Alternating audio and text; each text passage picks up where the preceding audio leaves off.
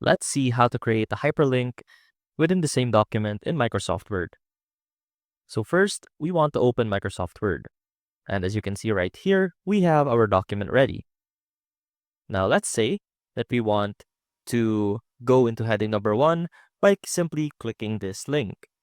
So what we can do is, first off, going into that particular section of the page, heading number 1, and making sure that it is set into a header format right here by clicking it on the home page. Now let's scroll back down and highlight the text that you want to create the link to. Go to the Insert tab, click on Link right here, and remember to look for this one, Place in this document, and click on Heading 1 right here. Now you'll notice that it was important that we first set them into the heading format by setting them as headers so that they'll be detected as important places in the document.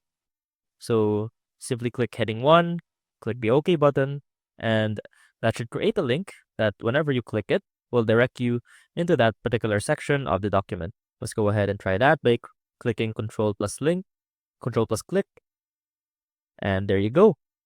That is how you create an hyperlink into a particular section in the same document in Microsoft Word. See you soon!